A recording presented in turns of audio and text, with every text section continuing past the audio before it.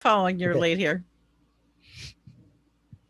So Diana, we just came up with this list of everything, of many of the major events between September 11th, 2001 and January 6th, 2021, because we're going to be working with Trip Fuller to do a kind of retrospective over these 20 years, looking back and looking ahead.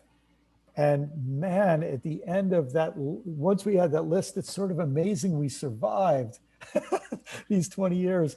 But you and I have been friends through most of these 20 years, and I'm looking forward to this session so much. Yeah, that list, it exhausted me, and it sort of scared me. I thought, Yeah. if anybody had told me in 1999 what was coming at the beginning of the 21st century, I think I might have taken a pass. That's right. I'll opt out. Yeah. Oh and my gosh.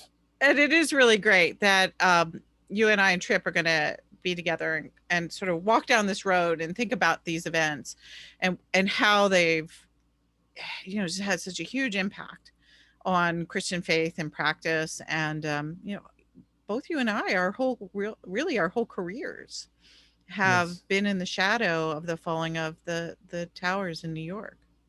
Yes, that's right. And I think the bookends of September 11th, 2001 and January 6th, 2021 give us a sort of a framework to do some reflection on what's happened to Christianity for better and for worse. And they leave us with this big question: oh God, what now?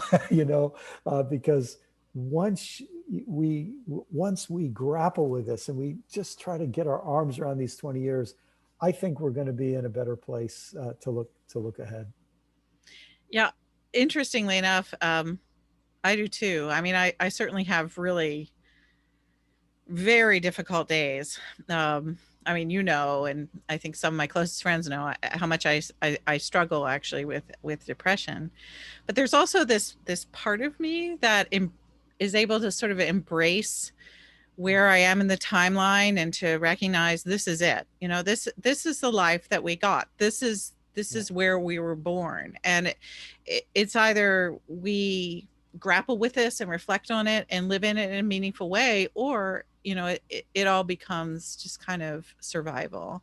So I am at the place, despite it all, where there's a kind of a gritty, realistic, um, hard striven for hopefulness that I actually Yes. still hold on to. And I find myself at the end of these 20 years more profoundly Christian than I Yeah. ever was, even though along the way I think I was tempted to give it up more times than I was ever willing to confess publicly.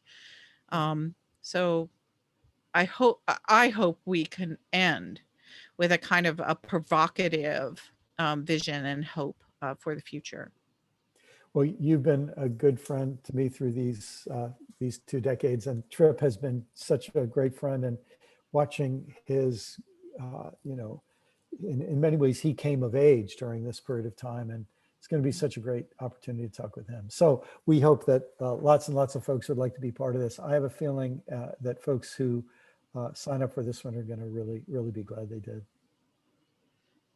Well, it's always wonderful to be in conversation with you, and I am grateful for the community of people who are struggling along this same path after 9/11, because I'm not entirely sure I would have made That's right. it without good friends who were seeing the problems and the possibilities in similar ways that I was. So thanks for your friendship. I don't know that people know that we met not long after 9/11. So we really That's right. have been on this journey together for the last 20 years. And a lot of our writing, everyone always says to me, did you know that Brian McLaren just wrote a book about? And I said, well, I think it's kind of because Brian McLaren and I were sort of talking about that subject, and we wound up writing books that were very much in conversation with each other.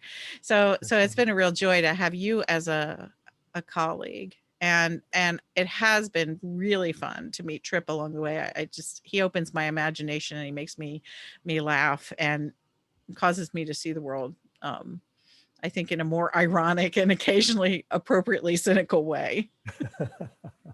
Well, people are invited to become part of this conversation for these weeks right before and right after September 11th, 2021.